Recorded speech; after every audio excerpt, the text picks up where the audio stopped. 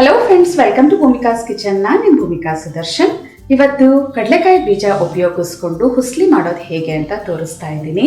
ಈ ಕಡಲೆಕಾಯಿ ಬೀಜದ ಹುಸ್ಲಿ ಅಂತೂ ತಿಂತಾ ಇದ್ರೆ ಮತ್ತೆ ಮತ್ತೆ ತಿಂತಾನೇ ಇರೋಣ ಅಂತ ಅನಿಸುತ್ತೆ, ಅಷ್ಟು ರುಚಿಯಾಗಿರುತ್ತೆ. ಬನ್ನಿ ಮಾಡೋದು ಹೇಗೆ ಅಂತ ನೋಡ್ಕೊಳ್ಳೋಣ.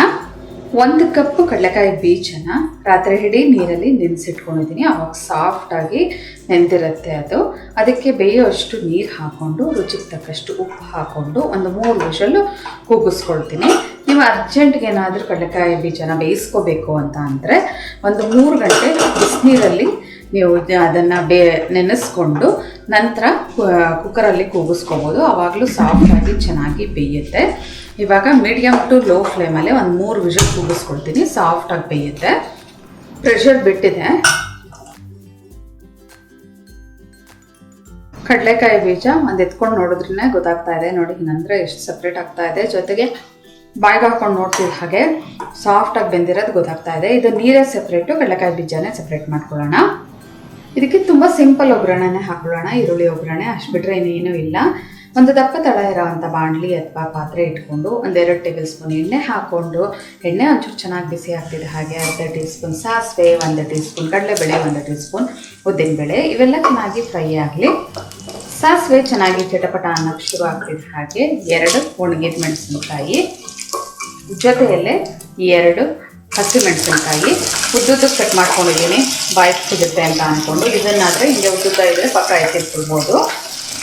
ಮೆಣಸಿನಕಾಯಿ ತೊಳೆದು ಘಾಟ್ ಅಂಶ ಹೋಗ್ತಿದ್ದ ಹಾಗೆ 1 ಮೀಡಿಯಮ್ ಸೈಜ್ ಈರುಳ್ಳಿ ಸಣ್ಣದಾಗಿ ಕಟ್ ಮಾಡ್ಕೊಂಡಿರೋವಂಥದ್ದು, ಜೊತೆಯಲ್ಲೇ 1 ಗರಿ ಕರಿಬೇವಿನ ಸೊಪ್ಪು ಎಲ್ಲ ಒಂದ್ಸಲ ಮಿಕ್ಸ್ ಮಾಡ್ಕೊಳ್ತೀನಿ. ಈರುಳ್ಳಿ ಸಾಫ್ಟ್ ಆಗೋವರೆಗೂ ಫ್ರೈ ಮಾಡ್ಕೊಳ್ಳೋಣ. ನೀವು ಲೈಟಾಗಿ ಯೆಲ್ಲೋ ಕಲರ್ ಇಷ್ಟಪಡೋರು ಒಂಚೂರು ಅರಿಶಿನ ಬೇಕಾದರೂ ಹಾಕೋಬೋದು. ಇದಕ್ಕೆ ನಾನೇನು ಹಾಕ್ತಾ ಇಲ್ಲ. ಎಲ್ಲ ಚೆನ್ನಾಗಿ ಈ ಥರ ಮಿಕ್ಸ್ ಮಾಡ್ಕೊಳ್ತೀನಿ. ಈರುಳ್ಳಿ 1-2 ನಿಮಿಷ ಬಾಡಿಸ್ಕೊಳ್ತಿದ್ದೆ ಹಾಗೆ ಸಾಫ್ಟ್ ಆಯಿತು. ಒಗ್ಗರಣೆಗೆ ಎಷ್ಟು ಬೇಕೋ ಅಷ್ಟು ಉಪ್ಪನ್ನ ಹಾಕ್ಕೊಳ್ತಾ ಇದ್ದೀನಿ, ರುಚಿಗೆ ತಕ್ಕಷ್ಟು. ಯಾಕೆಂದರೆ ಕಡಲೆಕಾಯಿ ಬೀಜ ಬೇಯಿಸ್ಬೇಕಾದ್ರೂ ನಾವು ಆ ಉಪ್ಪನ್ನ ಹಾಕಿದ್ದು. ಇವಾಗ ಎಷ್ಟು ಬೇಕೋ ಒಗ್ಗರಣೆಗೆ ಅಷ್ಟು ಹಾಕೊಳ್ಳೋಣ. ಎಲ್ಲ ಚೆನ್ನಾಗಿ ಮಿಕ್ಸ್ ಮಾಡ್ಕೊಂಡಿದ್ದೀನಿ. ಇವಾಗ ಕಡಲೆಕಾಯಿ ಬೀಜ ಹಾಕ್ಕೊಳ್ತೀನಿ.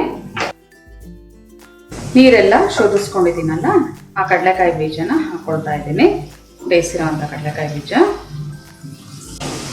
ಬೀಜ ಹಾಕ್ಕೊಂಡು 1 ನಿಮಿಷ ಇದನ್ನು ಮೀಡಿಯಮ್ ಟು ಹೈ ಫ್ಲೇಮಲ್ಲಿ ಫ್ರೈ ಮಾಡ್ಕೊಂಡ್ರೋಣ. ಕಡಲೆಕಾಯಿ ಬೀಜಕ್ಕೆ ಉಪ್ಪು, ಖಾರ ಜೊತೆಗೆ ಈರುಳ್ಳಿದು ಎಲ್ಲ ಚೆನ್ನಾಗಿ ಹೊಂದ್ಕೊಂಡಂಗೆ ಆಗಬೇಕು ಒಗ್ಗರಣೆ.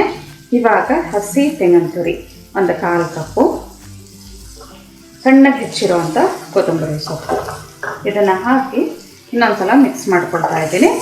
ಮಿಕ್ಸ್ ಮಾಡಿಕೊಂಡು ಹಾಗೆ ತಕ್ಷಣವೇ ಸರ್ವ್ ಮಾಡ್ಕೋಬೋದು. ನೀವೇನಾದರೂ ಇದನ್ನು ತುಂಬ ಹೊತ್ತು ಅಂದರೆ ಒಂದು 4-5 ಗಂಟೆ ಸ್ಟೋರ್ ಮಾಡ್ತೀನಿ ಅನ್ನೋರು ತೆಂಗಿನ ತುರಿ ಹಾಕಿದ ಮೇಲೆ 1-2 ನಿಮಿಷ ಬಾಡಿಸ್ಕೊಳ್ಳಿ. ಆವಾಗ ತುಂಬ ಹೊತ್ತು ಇಟ್ಟರು ಈ ಹುಸ್ಲಿ ಏನೂ ಕೆಡೋದಿಲ್ಲ. ತೆಂಗಿನ ತುರಿ ಹಾಕಿದ್ಮೇಲೆ 1-2 ನಿಮಿಷ ಮಿಕ್ಸ್ ಮಾಡ್ಕೊಳ್ತಾ ಫ್ರೈ ಮಾಡ್ಕೊಂಡಿದ್ದೀನಿ. ಆ ಕಡಲೆಕಾಯಿ ಬೀಜ ಒಂದು ಬಾಯಿಗೆ ಹಾಕ್ತಾ ಇದ್ರೇ ಅದ್ರ ಮೇಲ್ಗಡೆ ಆ ಈರುಳ್ಳಿ ಜೊತೆಗೆ ತೆಂಗಿನ ತುರಿ ಎಲ್ಲ ಕೋಟ್ ಆಗಿರೋದು ಬಾಯಿಗೆ ಹಾಗೆ ಸಿಗ್ತಾ ಇದೆ. ತುಂಬಾ ರುಚಿಯಾಗಿದೆ. ಎಲ್ಲ ಕಾಳುಗಳಲ್ಲೂ ಹುಸ್ಲಿಗಳನ್ನ ಮಾಡ್ತೀರಾ, ಆದರೆ ಈ ಕಡಲೆಕಾಯಿ ಬೀಜದಲ್ಲೂ ಒಂದ್ಸಲ ಈ ಥರ ಹುಸ್ಲಿ ಮಾಡಿ ನೋಡಿ, ತುಂಬಾ ರುಚಿಯಾಗಿರುತ್ತೆ. ಟೀ ಟೈಮ್ಗಂತೂ ಒಂದು ಒಳ್ಳೆ ಸ್ನ್ಯಾಕ್ಸ್ ಅಂತಲೇ ಹೇಳ್ಬೋದು. ಊಟದಲ್ಲಿ ಸೈಡ್ ಡಿಶ್ ಥರ ಬೇಕಾದರೂ ಬಡಿಸ್ಬೋದು. ಕಡಲೆಕಾಯಿ ಬೀಜನ ಕೋಸಂಬರಿ ಥರ ಎಲ್ಲ ಕಾಂಗ್ರೆಸ್ ಕಡಲೆಕಾಯಿ ಬೀಜದೆಲ್ಲ ಕೋಸಂಬರಿಗಳೆಲ್ಲ ಮಾಡ್ತೀರಾ ಅಲ್ವಾ, ಆದರೆ ಈ ಕಡಲೆಕಾಯಿ ಬೀಜನ ನೆನೆಸ್ಬಿಟ್ಟು ಈ ಥರ ಹುಸ್ಲಿ ಕೂಡ ಒಂದ್ಸಲ ಮಾಡಿ ಹೇಗಿದೆ ಅಂತ ನನಗೆ ಕಮೆಂಟ್ ಬಾಕ್ಸಲ್ಲಿ ತಿಳಿಸಿ. ಇವತ್ತಿನ ಈ ಸಿಂಪಲ್ ರೆಸಿಪಿ ನಿಮ್ಗೆ ಇಷ್ಟ ಆಗಿದ್ದರೆ ಲೈಕ್ ಮಾಡಿ, ಶೇರ್ ಮಾಡಿ. ಯಾರೆಲ್ಲ ಇನ್ನೂ ಭೂಮಿಕಾಸ್ ಕಿಚನ್ಗೆ ಸಬ್ಸ್ಕ್ರೈಬ್ ಆಗಿಲ್ಲ ದಯವಿಟ್ಟು ಸಬ್ಸ್ಕ್ರೈಬ್ ಆಗಿ. Thanks for watching.